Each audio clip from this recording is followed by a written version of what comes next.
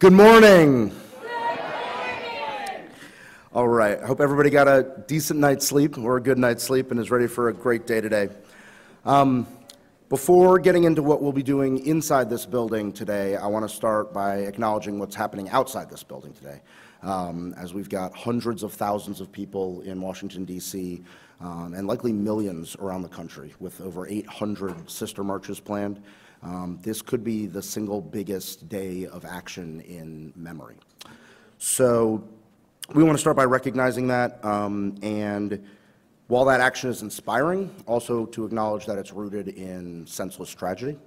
And so to start us today, I want to ask you to take a moment of silence for the thousands and thousands of victims of gun violence, and for the lives that have been lost in our schools and our communities.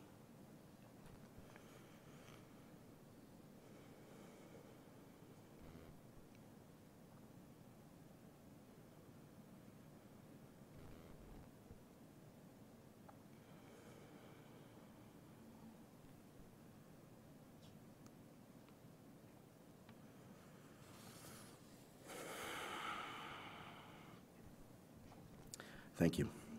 So we're here today in solidarity with all of those who march, and we similarly commit ourselves to working together to create a better world and a better society. We have an optional session this afternoon from 3 to 4, a facilitated dialogue led by 2 of our Fair Trade Campaign's leaders on the march, on gun control and safe schools, and the power of collective action. And we'll make sure you guys know where that's at. That's from 3 to 4.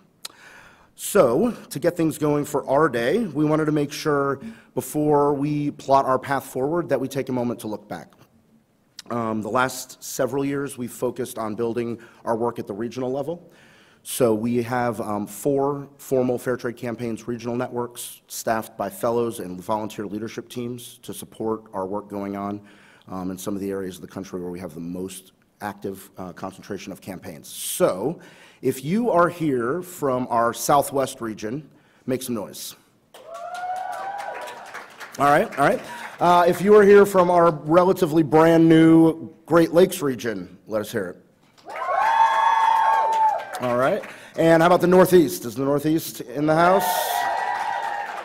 Great. And last but not least, we are sitting in our Mid-Atlantic region. Who's here from the Mid-Atlantic? All right. If you're not here from any of our regions, let me know.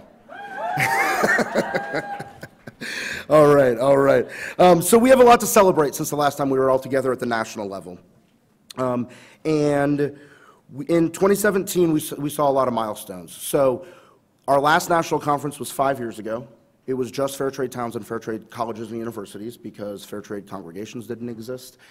Fair trade schools wasn't a thing in the U.S. So I want to start by talking about some of the accomplishments we had over the last year in those campaigns. So if you are here from a community of faith or a fair trade congregation campaign, let me hear it. All right, that's good. So in 2017, we had the first ever Fair Trade congregation on a college or university campus. So the chapel at Duke University became a Fair Trade congregation, which is significant because, as you guys know, our work is rooted moving forward in how our Fair Trade colleges and universities impact their campuses and impact their communities. So every opportunity we have to highlight how all of our campaigns can work together in partnership to grow this movement, we want to celebrate that. If you're here with the Fair Trade School campaign, make some noise. Some, all right.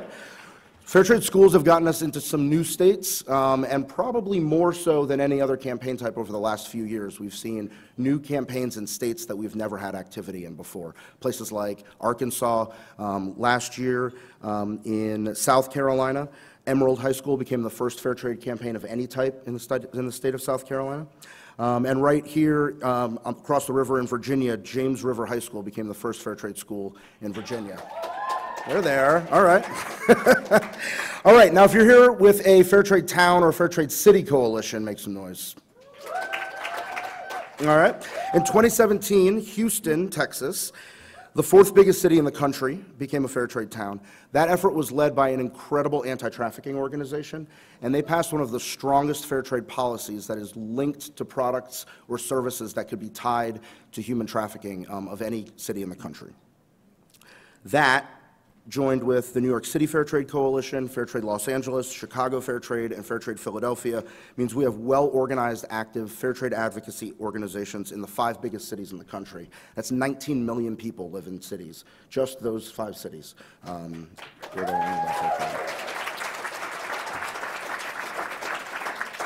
Am I forgetting one kind of campaign? Oh yeah, if you're with a Fair Trade College or University campaign, make some noise. All right, we have a lot to celebrate with our campus advocates. UNC Asheville in 2017 became the first Fair Trade University in the state of North Carolina. Middlebury Institute of International Studies became the first Fair Trade graduate school in the U.S.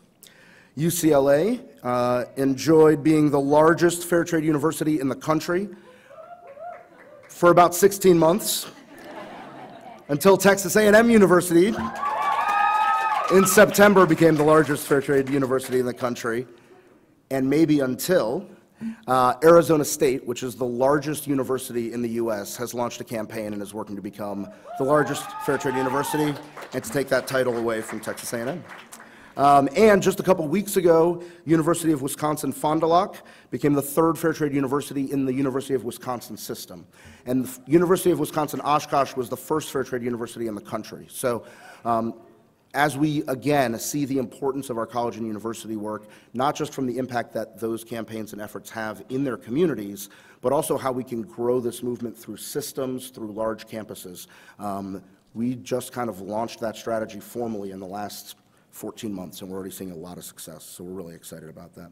And that's not it. We launched as Fair Trade Campaigns, our entire community, as I mentioned, the 4th regional network in the country, the Great Lakes.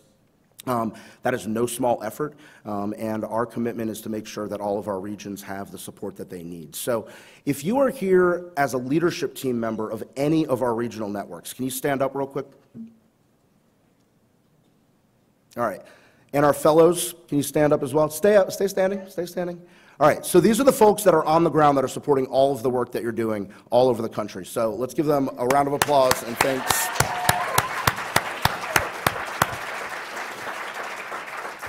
Our fellows work really, really hard to make sure that you have what you need, and our regional leadership teams are entirely voluntary. So these are folks that have made a difference in their community or on their campus and want to do more and want to support more success, not just in their community, not just in their state, but in their region. So we so appreciate the work that you guys are doing. Also in 2017, more of you participated in our Fair Trade Valentine's Day and Fair Trade Finals program than in any previous year. Kylie and Susie took some of you on a trip to Ecuador to see how fair trade impacts communities firsthand, and to meet the advocates that made Quito fair trade capital city in Ecuador. We also held 3 convenings that we had never done before. That brought together brands, advocates, and nonprofits and NGO partners to really sit down and learn from one another and strategize about how we can align our efforts more strategically to activate consumers and to grow this movement together. So it was a really exciting year for us. That's all thanks to the incredible work that you all are doing to instigate change and demand change in your communities and on your campuses. And again, that underscores the importance of the role that partnerships play in our work. As you heard last night, we all come from a range of backgrounds of things that we care about, causes that we're committed to, and have found a natural touchstone in fair trade where we can all come together and align our work and our efforts. And so another one of the milestones we had in 2017 was having the most college and university campaigns started by dining services in any year. Campus dining is one of those stakeholders that Sam Hummel talked about last night that can be a real gatekeeper to unlocking the kind of change that we want to see. And more those companies are recognizing the opportunity that they have to drive meaningful impact through fair trade. So one example of how nurturing those partnerships at the local, national level can make a real difference is here to share a really exciting announcement. So please join me in welcoming Courtney Hill to the stage to share some really exciting news.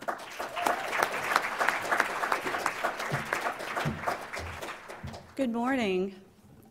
Thank you for having me this morning. My name is Courtney Hill, and I work with Chartwells. We're a higher education food service provider, so many of you on your college campuses have contract food service providers who run your dining halls, your retail dining facilities, and we do just that. So I'm here today because I work at Texas A&M University and had the pleasure of being able to get this excellent certification and to work with this team at Fairtrade. It's been an absolute pleasure as they led us through the process and really helped us to reach our goal and achievement. But I'm here with a broader message today. So Chartwells, as a member of the higher education community, has an obligation to educate students on being conscious consumers and to give them the opportunity to exercise that through their purchasing on our college campuses.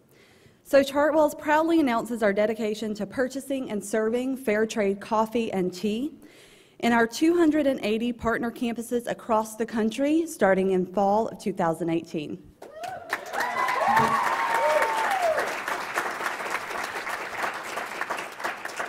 Additionally, we will be launching the Fair Trade Finals campaign at all 280 universities this spring. So this is our first opportunity, thank you.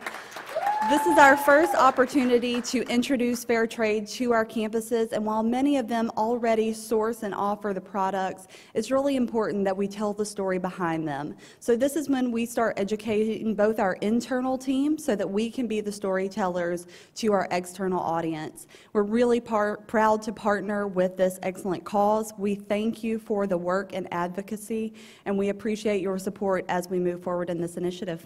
Thank you.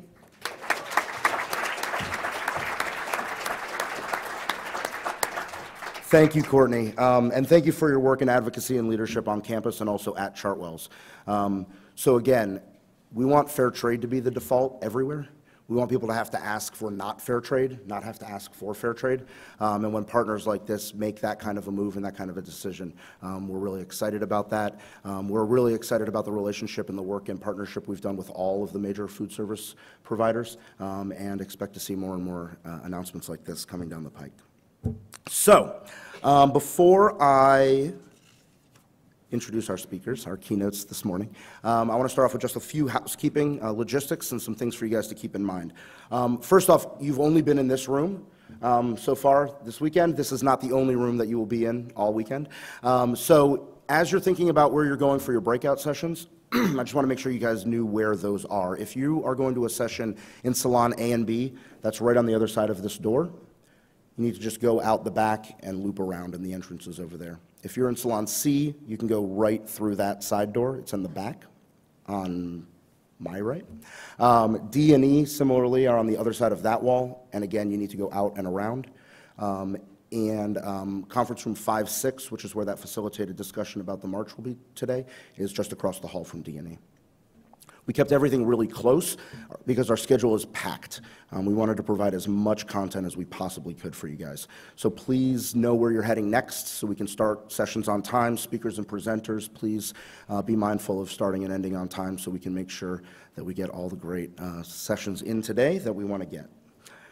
And now let me start us off by welcoming our first keynote speaker of the day.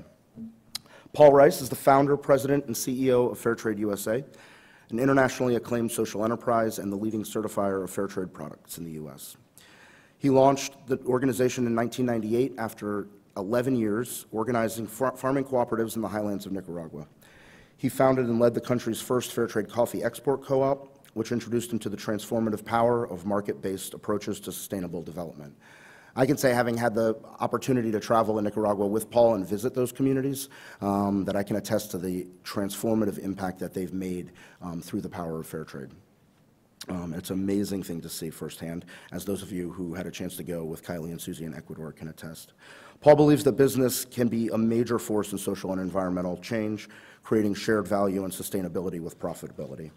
In 2016, as you guys have heard us say over and over the last year plus, consumer recognition of fair trade reached an all-time high. U.S. retail sales of fair trade products grew to an estimated $6 billion. Paul and his team have enlisted the support of over 1,300 companies and now certify coffee, tea, sugar, coconuts, fresh fruit and vegetables.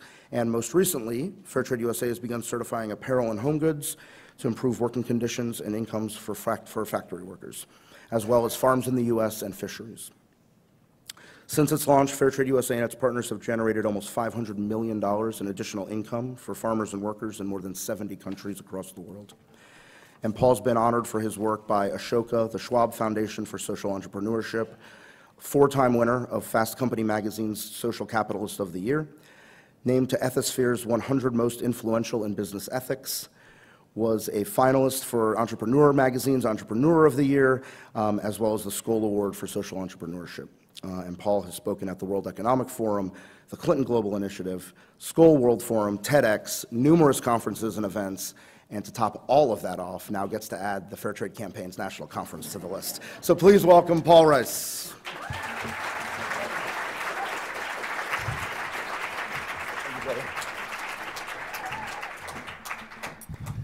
That's a lot to live up to. Can you hear me? Is this mic on? Can you hear me well in the back? Thumbs up? All right. Good morning. Good morning. Good morning, Fair Trade. I am so happy to be here. I'm so grateful for all of you, for everything that you do. This is such a thrill for me. And for those of you who know me already, I'm not really a morning person, so I'm gonna use you. I'm gonna channel your energy, and I'm gonna get us going today. So one of the things I love about Fair Traders is that we are fun and friendly folk.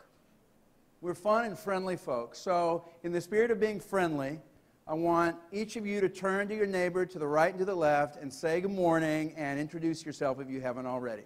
1 minute to introduce yourselves.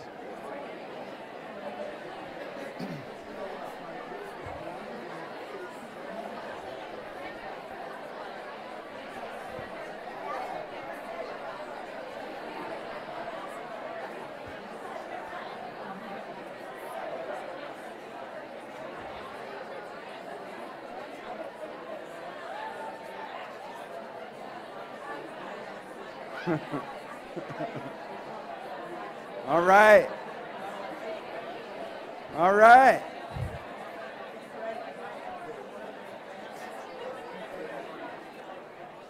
All right, well done. Friendly and sometimes frisky. All right. Here we go. Nice. Well done. Well done. So we have in this room a microcosm of our great movement. And look at us. I mean, we come from all countries around the world. We come from all kinds of different backgrounds and occupations, and yet we are all different, all united in our differences. Right? We come together with a common purpose, and with a common cause, and with a common vision around fair trade and around what fair trade does in the world. We have farmers in the room. We have fair trade workers in the room. We have business people. We have students. We have fair trade towns organizers. We have NGO leaders. And yet we have all come together because we share a set of convictions.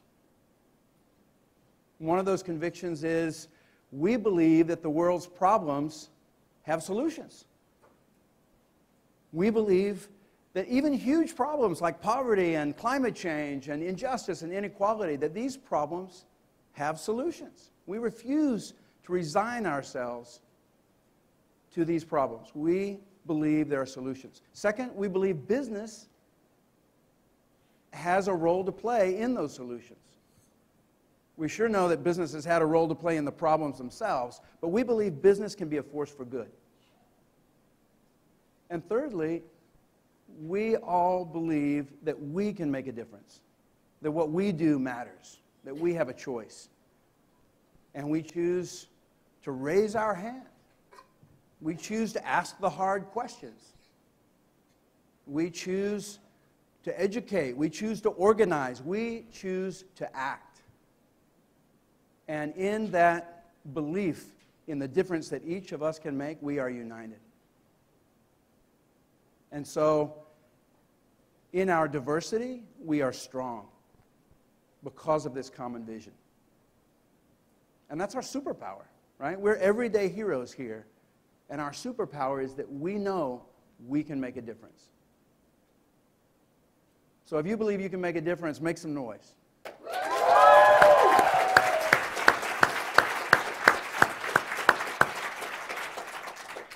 So I want to start by just telling a little bit about my story, and then I want to share some reflections about where I see the fair trade movement going, and then Kate is going to share her thoughts, and we're going to open it up for questions. And we're really eager to hear what questions you have and what thoughts you've brought today. So my story. I was an angry college student. I was angry at poverty in a world of plenty. I wanted to do something about it. I felt a deep connection to farmers. And so right after graduation, I bought a one-way ticket to Nicaragua and went off to work with farmers. Thought I would stay for a couple of years. I stayed for 11 years. I spent most of that time way up in the mountains working with coffee farmers, organizing co-ops. And while I was there, I kind of by accident heard about the fair trade movement in Europe. And their banner, their slogan was trade, not aid. Right? And this notion that through trade, through a more equitable, fair trading relationship, farmers and workers could develop their own capacity to solve their own problems and start a journey out of poverty. And so that was very compelling to me. And so in the summer of 1990, I organized Nicaragua's first fair trade coffee co-op. And we sold our first container to a fair trade buyer, and were able to get much, much more money back. We got over $1 a pound for our coffee at a time when the local market price was 10 cents a pound. And that sparked another revolution.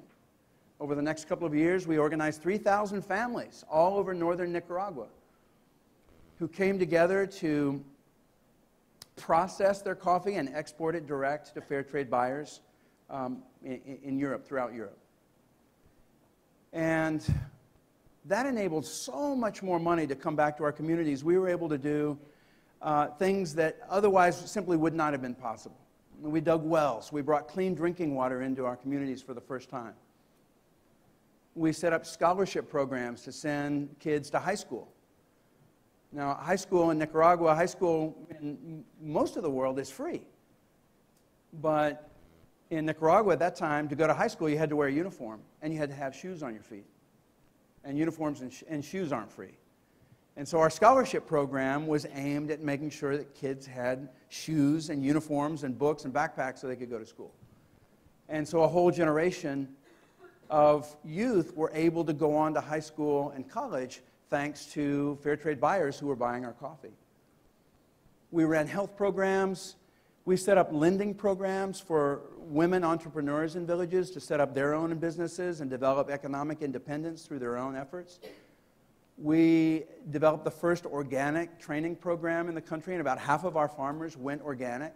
And sustainable agricultural techniques became a big part of our training there. We eventually bought a mill and processed our own coffee, so we didn't depend on others. So all of this investment, both in community services, right, like health and education, but also in the economic base of our communities in order to fuel future growth. And here's the punchline: none of it thanks to some well-intentioned aid agency. None of this investment was driven by government intervention. It was all driven by this simple idea of a fair price for a great product. Of course, because our farmers were making these investments with their own money, with the money that they had earned through fair trade sales, the empowerment factor was palpable, right? I mean, we talked a lot about empowerment. Yesterday, when we all shared words of inspiration and what we think of when we think of fair trade, empowerment was the biggest word on the screen, right? And so for me, living that in Nicaragua, what that meant concretely was people developing their own capacity and their own confidence in themselves to solve problems that otherwise they would not have been able to solve, right? For me, that's what empowerment is. It's communities developing their own ability to solve their own problems. and to stand on their own 2 feet. And what that means ultimately is hope and pride and dignity. And you see it every time you go to a fair trade community. How many of you have had a chance to visit a fair trade community? Raise your hands. Okay, so seeing is believing, right? Like when you see it, when you visit it, you know what empowerment is. And sometimes it's as simple as a campesino looking you in the eye when she greets you in her community as opposed to looking at her feet. So that's what I experienced firsthand in Nicaragua, and it's what inspired me to come back to the States and start Fair Trade USA 20 years ago. We're turning 20 this year. How crazy is that?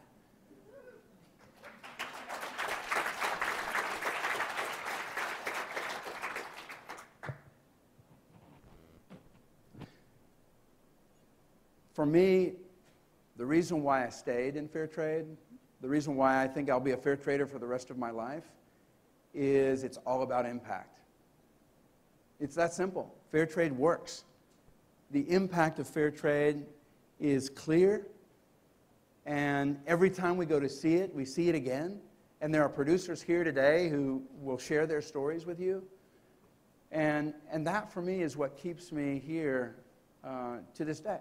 It's that conviction and that belief that fair trade works, that we together are driving incredible impact around the world.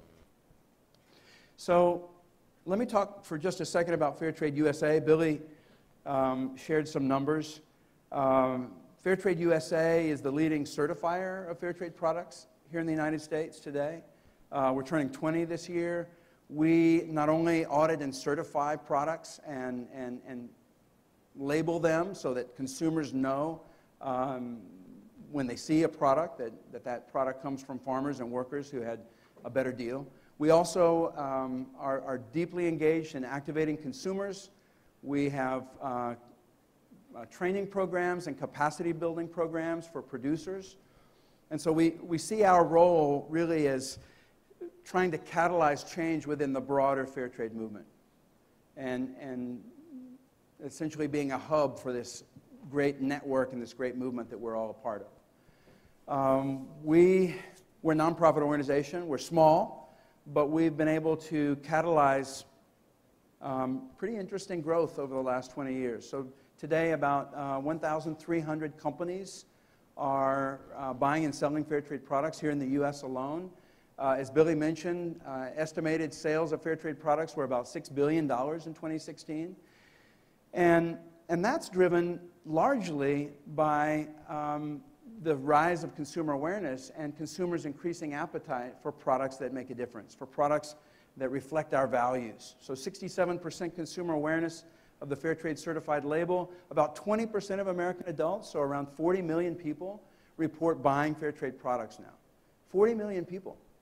That's our community, and it's growing. And of course, those products range from coffee and tea, which were our early products, to now all kinds of fresh fruits and vegetables and fish and apparel and home goods and so on. And our initial focus on Africa, Asia, and Latin America remains, but we're now starting to certify farms here in the United States, and that's a very exciting development for me. Very exciting, because we have farm workers in this country and farmers in this country who need and deserve to be a part of our movement, who need and deserve the help of fair trade as well. So, on the other side of, I like to think of Fair Trade USA as kind of sitting in the middle of an hourglass. So the market and the movement and the consumer side of fair trade, and then the producer side of fair trade, right? Who do we serve? Today, about 1.4 million families around the world in 70 countries. And we've talked about empowerment. We've talked about the benefits of fair trade. One of our key indicators of success is how much more money we together are able to generate above market price or above normal wages that's going back to farmers and workers, and that's enabling these community investments. And we track that indicator every year. And as Billy mentioned, we have just passed $500 million in extra income back to farmers and workers. That's a big deal.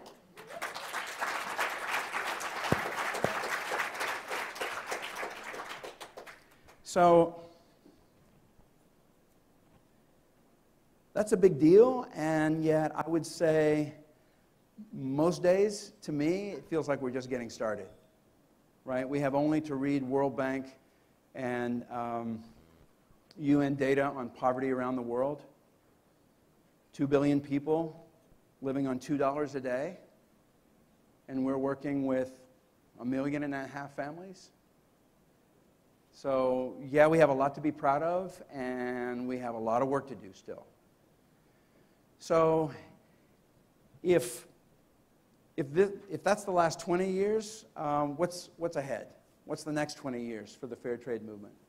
I would argue that right now we are, in many ways, at the most exciting time for our movement that we've ever been. It feels to me like we're really approaching an inflection point, a moment of dramatic growth in our movement, and in other things like fair trade that together constitute a real shift in our society. And so I want to talk about that a little bit and call out 4 mega trends or macro trends that I think are driving the growth of the fair trade movement and things like it, and that give us a lot of reason for hope and for optimism. So the first trend is around producer empowerment. When I went off to Nicaragua in the 80s, the farmers that I was working with were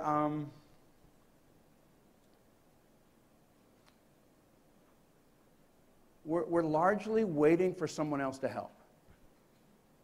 And I know that's a generalization, and you know, I worked with many bold, courageous, entrepreneurial farmers, but there was this general expectation, there was a norm and an expectation that government and aid agencies were going to be there to help spark development. And lots has been written on dependency and the connection between international development aid and dependency. And international development aid is a good thing in many cases, right? Disaster relief and so on. It can play a vital role in getting countries back on their feet. But development aid often, we found in the past, development aid often led to this kind of victim mentality and this dependency mentality among farmers and workers. Today, I travel a lot. I travel a lot all over the world, visiting fair trade farms, visiting non-fair trade farms and factories. And I can tell you the mentality is shifting. Farmers and workers have much more of an empowered mentality. And I'm not just talking about in the fair trade world. I think in general, farmers around the world, small farmers, larger farmers, they understand that the market has opportunities for them. They understand that there are opportunities to learn how to navigate the global market in a way that benefits them and their families and their communities.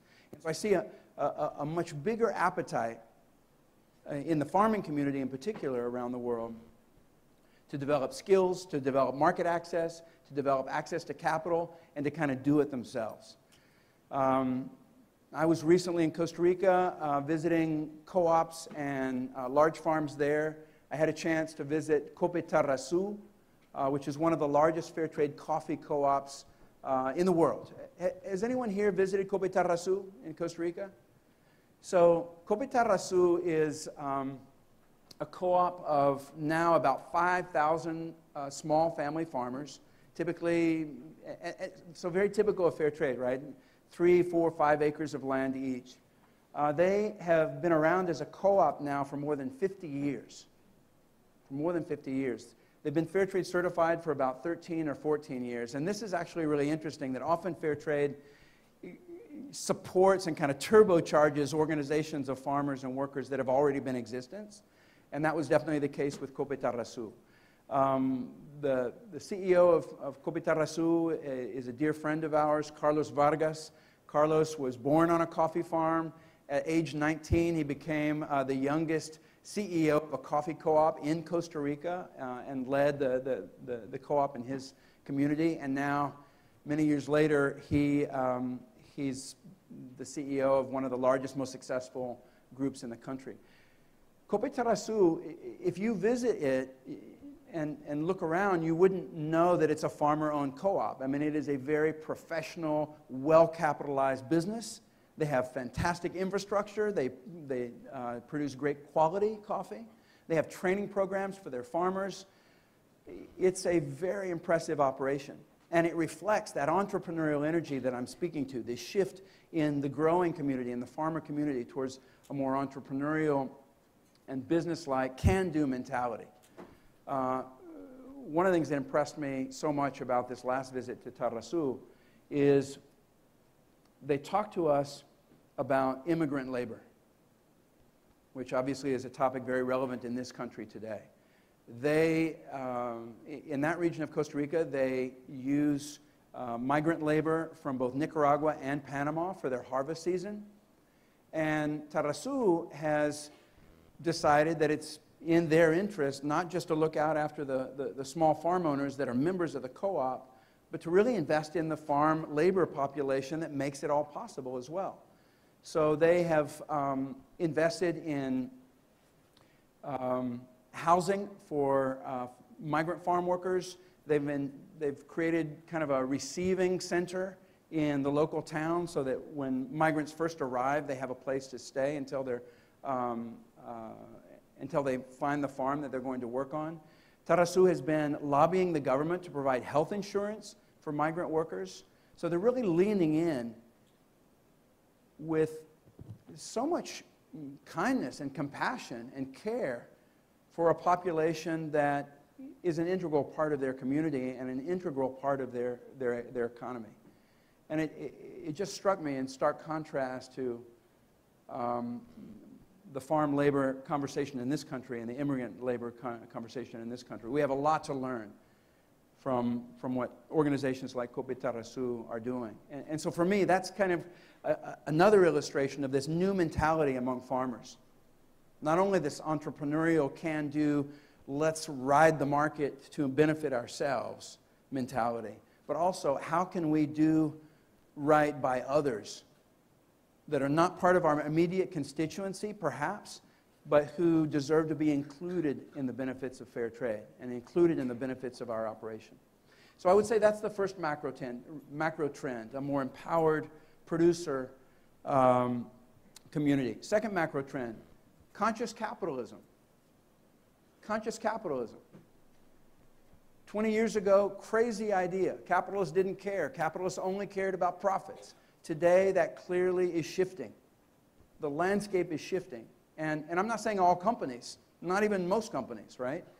But increasingly, leading companies are realizing that profit can go together with people and planet. I think, the old school mentality was either a company was sustainable and responsible and did the right thing, or it was profitable and maximized profits, but it couldn't do both. It was a trade-off mentality, one or the other. And that is what is shifting. That's what I mean by conscious capitalism, this notion that actually sustainability can help drive profitability. It can be an enabler of profitability. It can be an enabler of long-term success for the company and its stakeholders. That's the shift that we see. And, I wouldn't say that's the norm yet, right? We still have a long way to go. But increasingly, companies, and you'll hear from some of them today and tomorrow, companies like Patagonia are finding that when they go fair trade, when they introduce fair trade into their supply chain and into their story, it helps the business. It's not just the right thing to do, it also helps the business. And we want that, right? I mean, we are all here because of our values. And there are many people in the business community that have joined fair trade because of their values, because they believe it's the right thing to do. That's a good thing. But we also want fair trade to be embraced by the business community out of enlightened self-interest, right? We want it to work for business. Because if it works for business, if it's a way for them to strengthen their business and make their business more successful, they're going to do a lot more. So that's the challenge, and I see that as the macro trend and a reason to feel encouraged going forward. Third trend, conscious consumerism. Conscious capitalism, conscious consumerism. So conscious consumerism is this phenomenon that we see all around us of people asking the question, tell me about my products. Tell me about the food I'm eating. Is it safe? Is it healthy? Is there child labor in my chocolate? Is there deforestation in my products? People are starting to ask the questions more and more. Tell me about the food I'm eating. Tell me about the clothes I'm wearing. Tell me about the products and the impact of those products on me and on the world. That's what we mean by conscious consumerism, this notion that people are starting to awaken to this reality that the things we buy make a difference. The things we buy have an impact on the world. They can have a bad impact or they can have a good impact. And that awakening is, depending on whose research you believe, anywhere from 20 to 40% of American shoppers today, between 20 and 40% of American shoppers today are regularly shopping with their values in mind. Maybe not all the time, it's hard, but at least some of the time we're thinking about and bringing our values into that and our beliefs into that purchasing decision. That is very encouraging to me.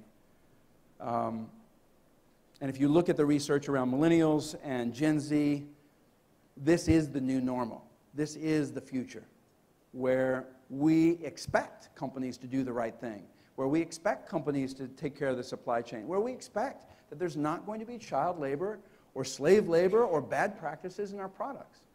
This is becoming the new normal, and it's a big part of fair trade, but obviously it transcends fair trade and goes way beyond. Look at the non-GMO label and how it's come out of nowhere to be a big thing. And if you think about it, the non-GMO label is actually totally redundant because organics already covers that. You can't get organic certification and use GMOs, right? So, I mean, some people, when the non-GMO label was launched, some people asked, well, why do we need another label? Too many labels. Why do we need another label? We've got the organic label. That's enough. No GMOs is represented by organics. And yet, there was a specific interest by consumers to know for sure there was no GMOs and no GMOs in our food, and kind of a laser focus and a laser demand for that call out, for that attribute. And so now the non-GMO label, it may be redundant, but it's growing, and non-GMO labeled products are doing very well in the market. And so I'm not worried about label proliferation. I actually celebrate the fact that people want to know more. We want to know more. That's conscious consumerism. We want to know more. And we're asking companies to tell us more. Through labels, through other ways, we're asking companies to tell us about the product. And so what's driving it? I think what's driving it is curiosity, it's self-interest, it's also kindness and compassion for the world. I think that's something that fair trade delivers in abundance. This notion, this very powerful notion, that with something as simple as a cup of coffee, you can reach across the world and help a family keep their kids in school. That's powerful. And that's helping drive this third macro trend of conscious consumerism. The fourth trend is what I think of as modern-day activism. Modern-day activism. No disrespect for old-school activists like us, right? But, the old approach to activism was kick corporate butt, right? Shame, blame and shame. Expose bad corporate practices, and then boycott their products, write letters, pressure, shareholder activism, and beat up on companies until they changed their practices and did the right thing. And I would say fast forward to today, I think we all realize that there's still a role for the stick, but we have a better appreciation for the carrot, right? We have a better sense that if we reward companies, if we create a way to reward companies for doing the right thing, then we can move practices even faster.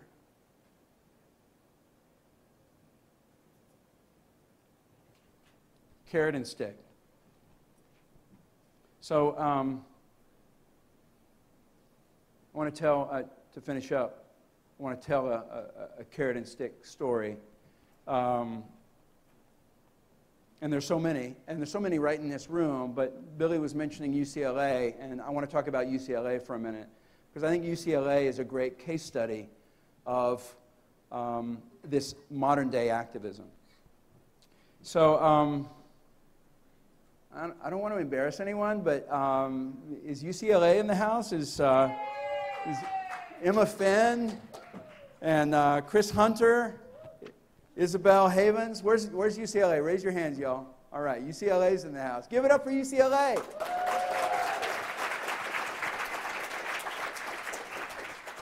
Okay, so one of the largest, now not the largest, but one of the largest campaigns in the country, right? Huge campus, big project to get that campus fair trade and to get fair trade products into their dining halls. Took 4 years, but they're there and they're still moving. And for me, there are a lot of lessons out of that campaign that are relevant for all of us. One is perseverance. They stuck with it, right? They stuck with it 4 years. And they got there. Second, they built bridges. They didn't do it on their own. They built bridges to other campus groups. E3 was an important part of getting, E3 was an ally group on campus, and it was an important part of getting fair trade onto campus. Building bridges. Succession. They started with one group of students, and those original organizers made sure that they recruited freshmen so that when they graduated, there would still be people to carry the torch forward. This is a big challenge that we have on campuses because people graduate, and then who's going to take the torch after people graduate? So succession is super important for the continuity and the success of the campaign. And, I would say another lesson from UCLA is the ripple effect, because UCLA helped inspire and push forward campaigns in other universities in California, and now there's a really interesting dialogue going with the whole UC system to see if we can get fair trade as part of the sustainability guidelines for the entire UC system. So thinking about ripple effects, right? What one campaign can do, not just there in terms of the direct impact of the coffee and the tea that's served at UCLA, but then thinking more broadly about the ripple effect and the movement-building impact of one place. Great example of modern-day activism, and all of you have similar case studies, I know, and similar lessons. And that's one of the things that I'm so excited about for the next 2 days, is that we have so many lessons and experiences here to share with each other. One of the things that I love so much about the fair trade movement is it is a grassroots movement, and there is so much connection between campaigns in regions and beyond regions, and within fair trade and beyond fair trade. And that is ultimately, for me, another characteristic of modern-day activism, not being so single-issue focused, being broader and learning to learn from each other. In my book, each and every one of you are everyday heroes. I am so grateful and so inspired by the changes that you're bringing to the world. I feel so honored to be able to serve with you, and I'm thrilled about the next 2 days together. Thank you.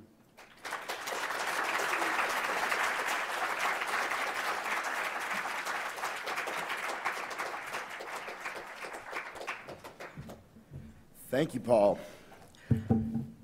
So, along those lines, and speaking about partner organizations and other movements that we all care about, anybody here passionate about the environment? So before my career in fair trade, I started with a grassroots environmental organization called Clean Water Action. We were one of the largest environmental nonprofit member-based organizations in the country, focused on protecting the waterways of the U.S. I serve on the board of directors for that organization. So my training in activism and in advocacy is rooted in environmental issues, and it's something that I am incredibly passionate and care deeply about. And so we are really excited to have Kate Williams, CEO of 1% for the Planet, with us today to talk to us a little bit about how their work is impacting the world. 1% for the Planet is a global movement inspiring businesses, individuals, and nonprofits to support environmental solutions through annual membership and everyday actions. Kate stepped into her role at 1% for the Planet in May of 2015, bringing a strong track record as a leader, including roles as the board chair of the National Outdoor Leadership School, executive director of the Northern Forest Canoe Trail, and founder and owner of a farm business enterprise, and an elected political official in her community. 1%'s goal is to significantly increase the overall amount of global dollars going to help protect the planet with the smartest donations possible. You heard Paul mention about well-intentioned aid not always getting where it goes. We have seen billions of dollars invested in the environment not intelligently, that have not come close to the impact that that kind of spend and investment could have on our planet. And 1% is one of the leading organizations making sure not just that we're getting money invested into these environmental issues and distributed to where they need to go, but that that's done intelligently, smartly, where it's going to have the greatest impact and make the most difference. So please join me in welcoming Kate Williams.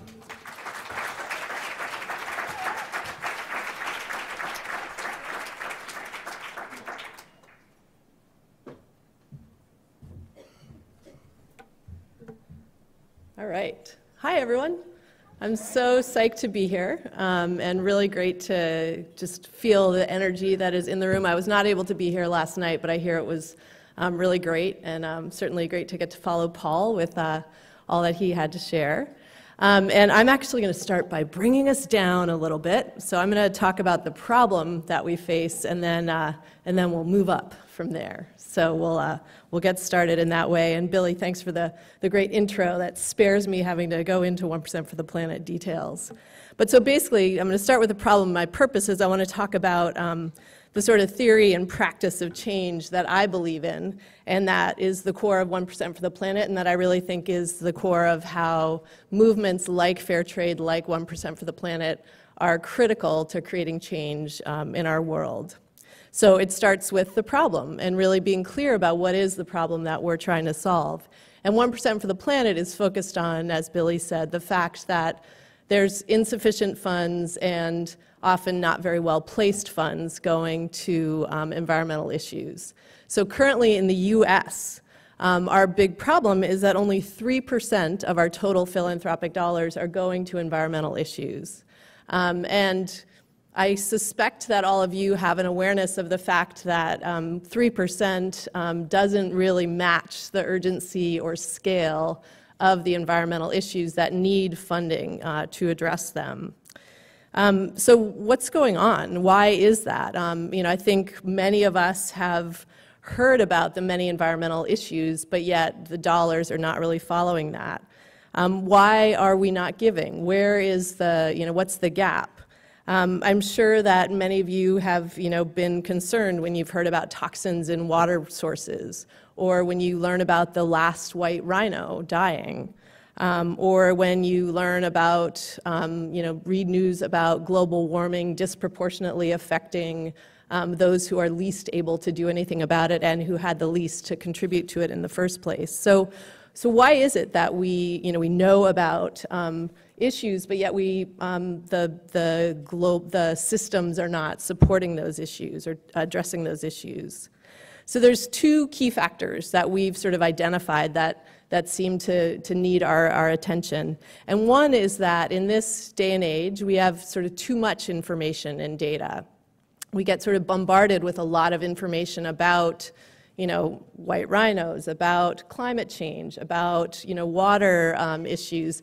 There's a lot going on, and it can be paralyzing because it can be hard to know how to make the right choice.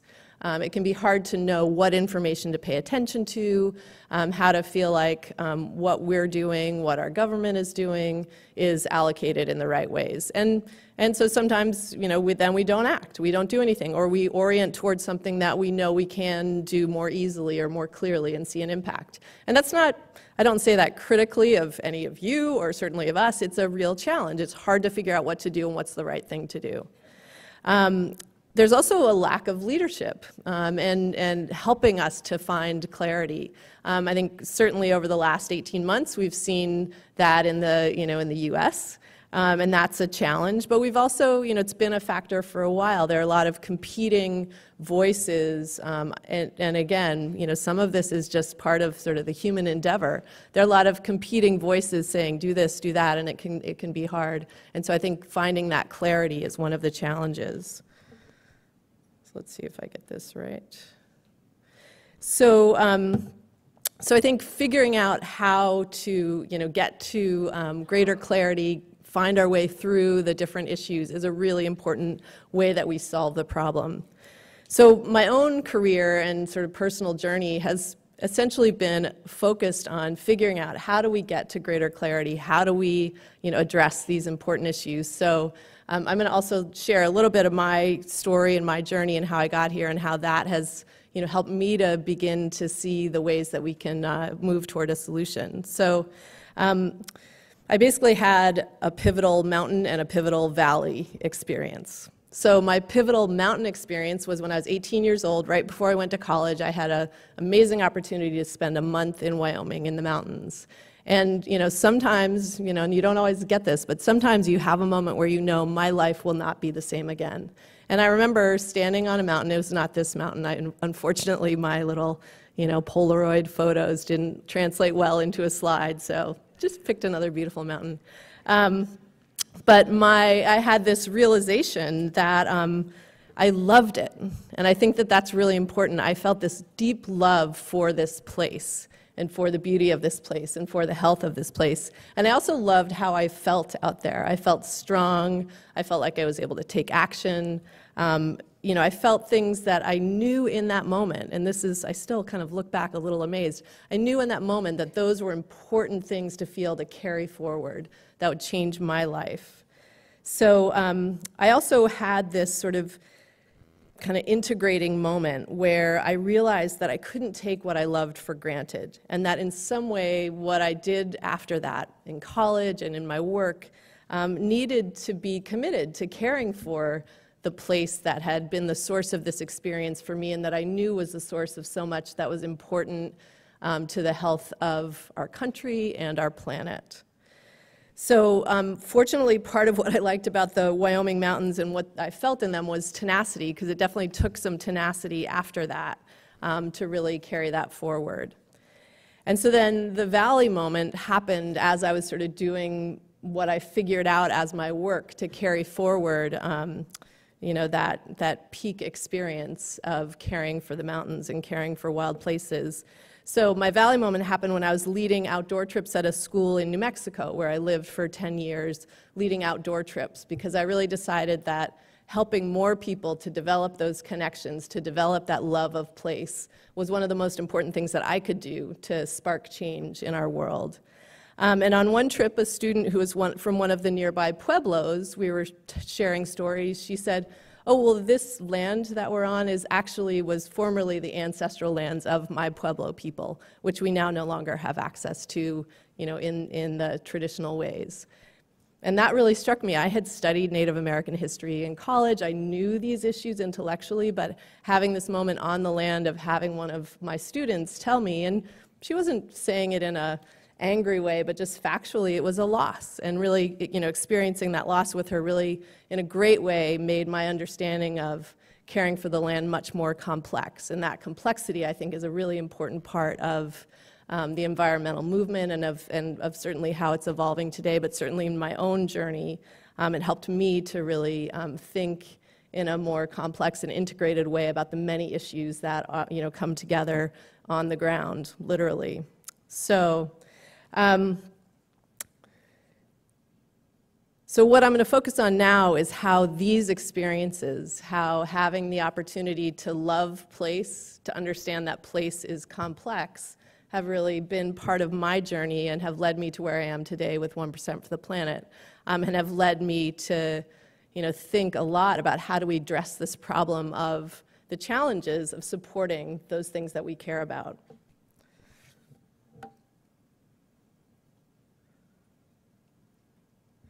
So after the problem, once you become aware of a problem, it's really important to see, what's the opportunity, right? So there's always some opportunity that we can see. And, You know, the one opportunity that I want to focus on here today is that we can each take action. You know, Paul spoke about that. We can each pressure the system.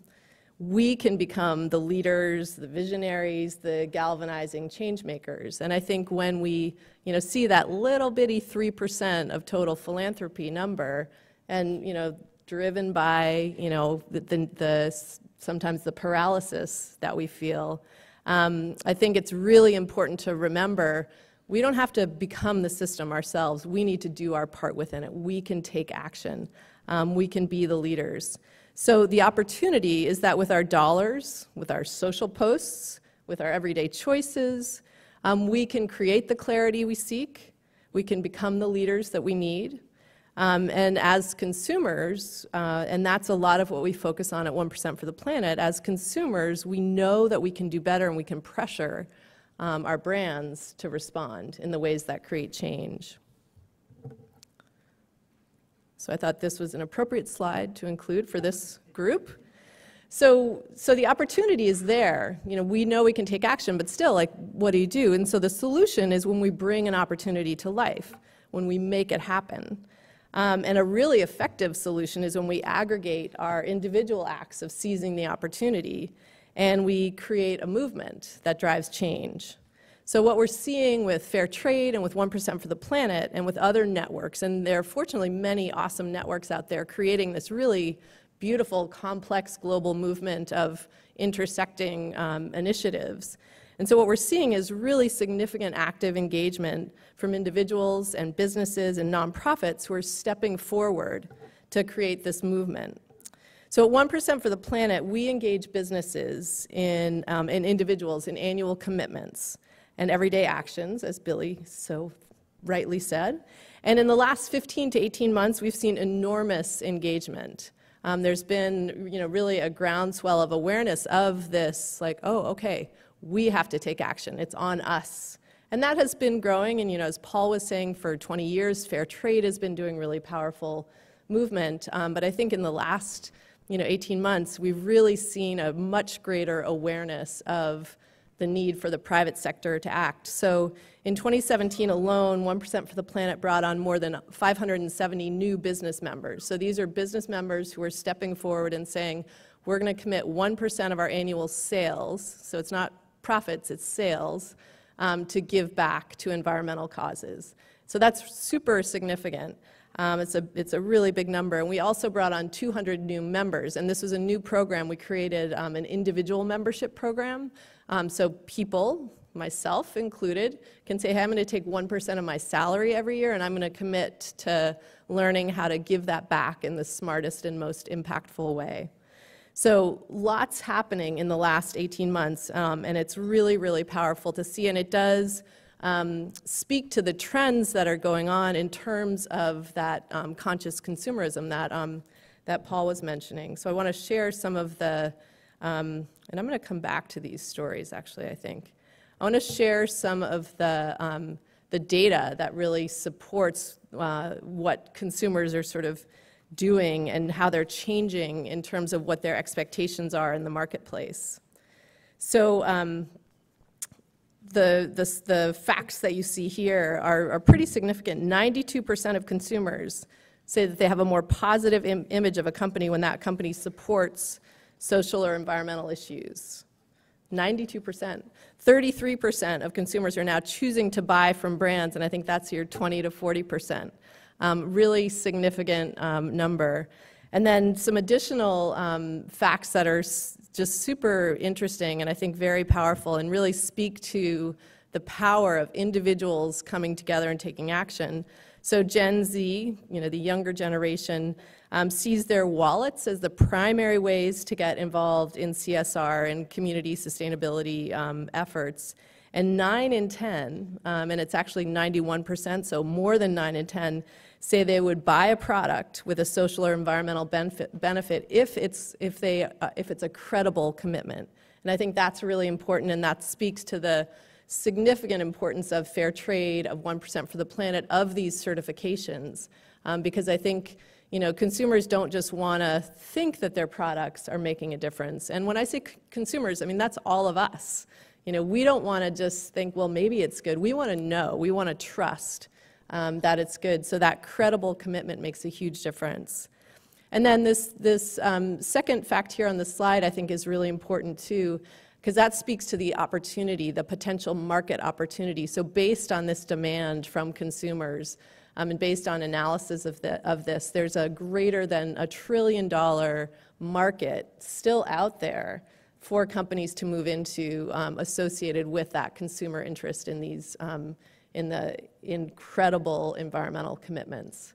So I think it's a really, really exciting and important time. And back to the problem and the opportunity, I think the important thing is that we stay focused, and that we stay focused in ways that bring us together. So again, fair trade, 1% for the planet, these highly focused movements, so highly focused but also diverse movements, are a great way for us to drive change, because they kind of can cut through some of the confusion in the marketplace, in the news that we're receiving about the environmental issues that we face. It's a really important way for us to gain that confidence to act in the ways that we know we can. So I want to talk a little bit about when we translate our opportunity into solution, the power of movement. And I've mentioned that several times, but I want to just really put a finer point on that. So Paul Hawken, who I imagine many of you have heard of, and he's one of my heroes and one of the leaders and founders of the sustainability movement, of the conscious capitalism movement, founded a company called Erewhon, back before sort of environmentally thoughtful companies were a thing. Wrote such books as The Ecology of Commerce, which I remember reading on the subway when I was going to grad school, and it changed my life. He's recently led a really important initiative called Project Drawdown. And if you haven't checked it out, I encourage you to. And the focus of Project Drawdown was accessing research from all around the world around the solutions to climate change, and sharing it in a really simple and accessible way. And his key message in Project Drawdown is that we actually know what we need to do. And he is a fabulous speaker, and he talks about the fact that we talk about climate change as a war, we have to fight climate change, and what Project Drawdown is doing, saying we need to change the language. We actually know what to do. We have figured out a lot of amazing solutions, and what we need to do is come together and enact those solutions in a positive way. And so he's talking about that in terms of climate change in particular, and has identified those solutions. But I think for a lot of the problems and of the challenges and of the issues that we face, we actually have in ourselves, in the research and the great work that's going on, a lot of knowledge and a lot of solutions that are already there. So the work before us is to come together around those and to bring them to life. And that's when collective action is really powerful. Sometimes we absolutely do need to fight against what is, we need to pick our fights. That's true, the stick, as Paul was saying. But what's really important when we're thinking about environmental issues, and back to the problem, when we're really thinking about the fact that currently not enough funding goes to environmental issues, and sometimes it's misdirected. What we really need to do is realize the solutions are out there, the knowledge is out there, the power is in us, and then we can really make pretty critical change together. So if it isn't clear already, in laying out this sort of problem, opportunity, solution network, my main point and what I'm teeing you up for is to spring into action. When I stood in the mountain in Wyoming, when I stood with my student in New Mexico, it was strength and inspiration that were really motivating me, and this feeling of that I could act. And so part of what is so important to make change is feeling the power to act. And I think we're in a really great spot today in our country and in this world to take action, because I think the private sector has come into a new place of having the power to create change. Businesses with their consumers behind them, and those always go together, are really driving really significant change. So in the last year, the 1% for the Planet Network certified 20 million in giving to environmental nonprofits. So that means that the aggregate 1% giving of all of our companies was $20 million. Thank you. Yes.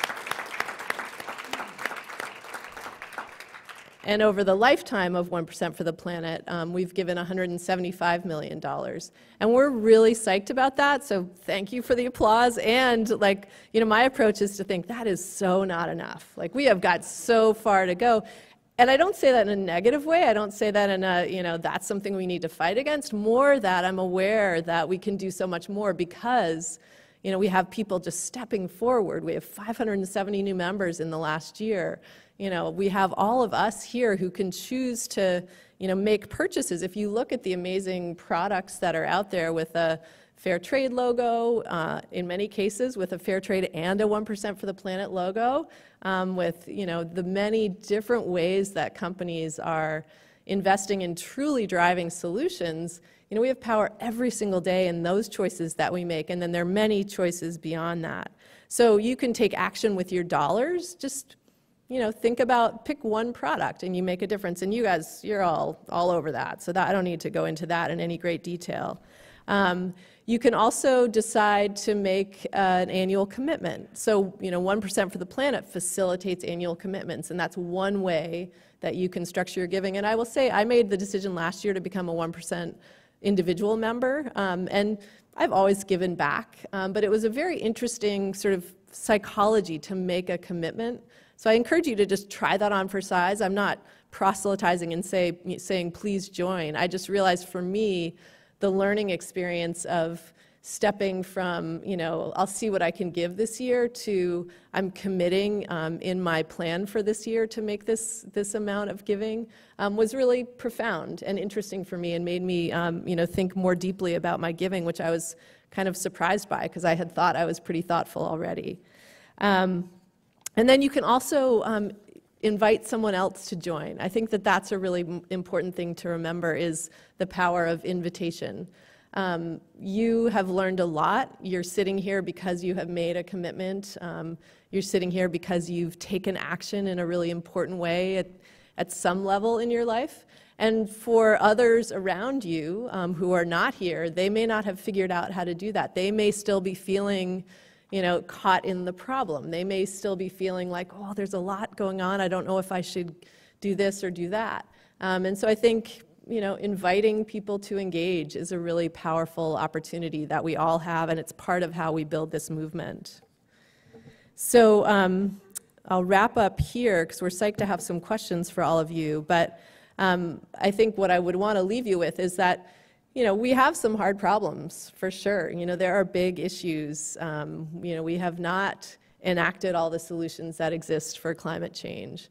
We have not completely cracked the nut of poverty. There are many, many big problems, but we have incredible power. And I think, you know, for those of you, which I think is many of you in the room who are in college, this is an amazing time for you to be, you know, stepping forward in the world because you have a ton of power, and we need for you to really step into that power because you can make so much change. It's every day I kind of cycle through the like feeling the problem, seeing the solution, and then reminding myself that I can act. And every day as I go through that, I think I just get more committed to the power that we have as individuals, the powers that we have as individuals who are part of systems, and the power of the private sector as a whole to drive change for our planet and for the people on our planet. So thank you. I think one of the common threads that we heard through both of our keynotes this morning, excuse me, is how many paths we all have before us to make a difference and the partnerships that enable us to make a difference. As Kate said, for those of you that are on campuses, you have an unprecedented number of options before you to move forward in your careers to drive impact. For many of us coming out of our college and university experience, there was the nonprofit or mission-driven track, or the nonprofit and mission-driven track. And now we see through companies and businesses and partnerships the opportunity to make a difference in a range of settings and in a range of professions. So We're getting tight on time. There was one question in particular that I wanted to pose to both of you guys to start, and if we've got a couple seconds to go over, maybe we'll field another one. But one question that was submitted that I thought was really meaningful for what we've been talking about today is, if there's an example or an opportunity to talk about one particular partnership that your organization has formed with a company, whether it be how you've seen them transform their impact or how their partnership with you has helped transform their company or their corporate culture. So if you guys could maybe each just say a couple words about that, and then we will strive to get to some more of the questions that were submitted. I will mention that we're here all weekend, so while we were not going to get to a ton of those questions today or this morning in this session, there'll be a lot of opportunity over the next day and a half to talk to these guys as well. Yeah, go All right. So we have 1,500 member companies in our network, and every single one of them I could tell a story about. But I actually wanted to talk about Patagonia's Black Friday initiative, because I think it's a really, really great example of kind of consumer and company coming together. So Patagonia, big clothing company, 1% for the Planet was founded by Yvon Chouinard. 1% for the Planet is sort of in their DNA. So in many ways, it was transformed in that it was sort of built around that concept. But for Black Friday in 2016, so 3 weeks after the presidential election, Patagonia decided to donate 100% of their sales for that day to environmental nonprofits. And they made that decision like a week beforehand and called us up and said, can we modify your logo for a few days? And it was a sort of quick run-up, so really not a ton of time to promote it. And they were thinking, okay, so we'll probably do about $2 or $3 million in sales on this Black Friday. And so this was global. This was all of their sales, all of their online and store sales. So on Black Friday, they launched, and by the end of the day, they had done $10 million in sales that day, which is really incredible. And as they dug into some of the data, they saw that their foot traffic in their stores was up 17% that day. But the most telling statistic for me was that on their online sales, 70% of the sales were first-time customers to Patagonia. So what that really speaks to is the fact that that kind of credible commitment to making change, because really saying every single dollar that you spend here is going to go directly to environmental activists today.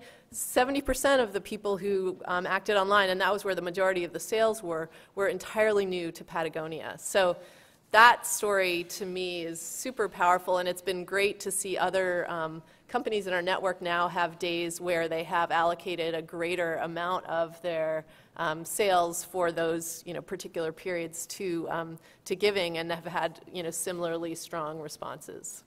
Talk about tapping into that $1.2 trillion opportunity. Yeah. That's awesome. So the problem with going second is I was going to tell a Patagonia story too. No, but seriously. So I'll share a story about a company we work with called Wholesome Harvest. They grow tomatoes, and they have farms in Mexico and in Arizona. They sell to Whole Foods and to Costco and Safeway and other retailers.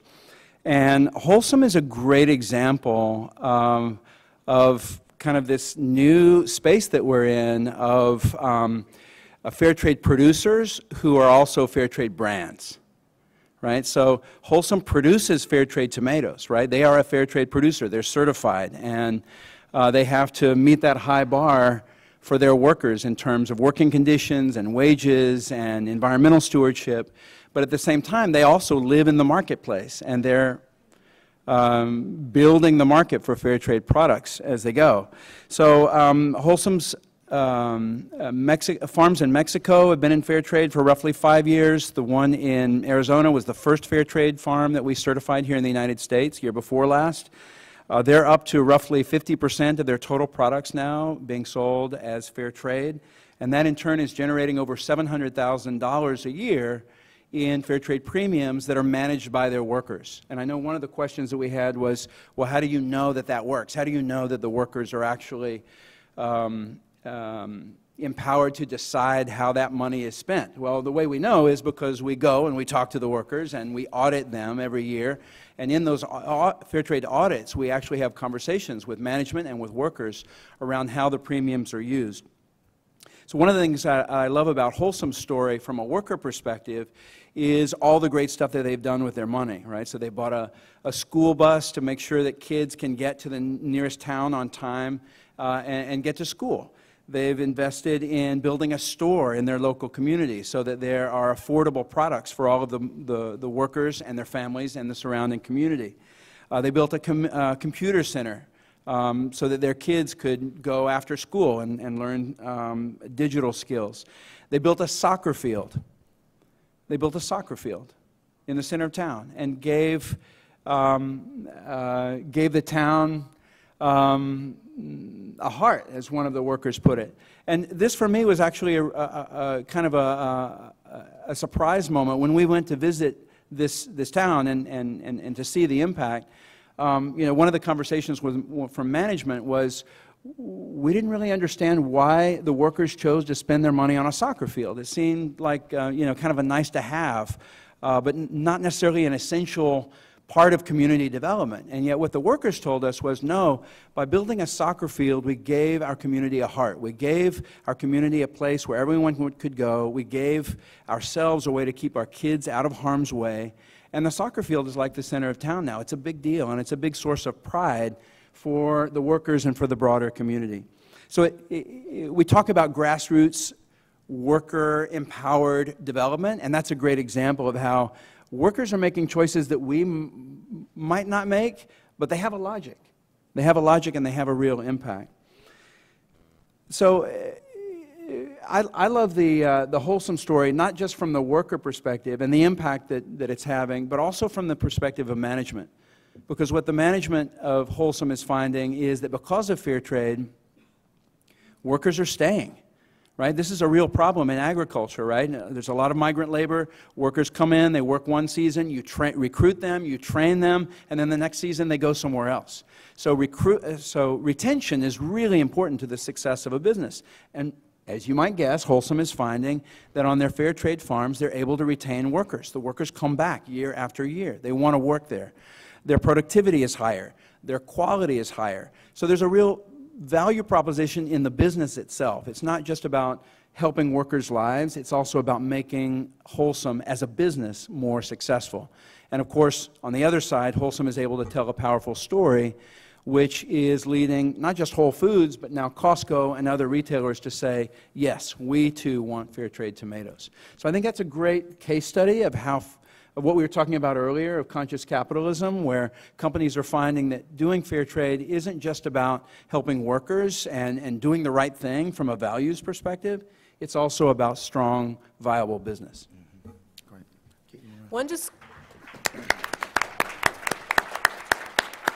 By the way, Wholesome is in the house. Yes, they are.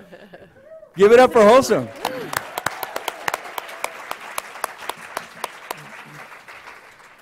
One just quick addition I wanted to make is we're seeing an increasing number of service companies becoming 1% for the Planet members. So I just wanted to flag that because I think we're pretty product oriented in this room, but it's been interesting to see more lawyers, architects, life insurance coming to 1% for the Planet. And I say that because I think it's important, again, in sort of thinking about how we as consumers can take action and realizing you should be demanding of every single purchase you make, whether it's a product or something that you're eating or wearing, or just what you may think of as like an everyday service, where you bank. Those are all choices where increasingly you can find and should certainly demand positive solutions. Yeah. Absolutely, and that's another piece that Sam was talking about yesterday as well. As consumers, the products we buy is just a small percentage of our spend, and how do we influence and create change in the service sector and with all the places that we do business with. Again, so many paths before us to make a difference and to drive impact for those of you in colleges and universities and for those of us that are well beyond our college and university years. So thank you both again for incredible insights this morning. Next stop, Caffeinate. We have a 10-minute break, and then we're going to get into our sessions. So thank you all for being here, and let's get off to a great day.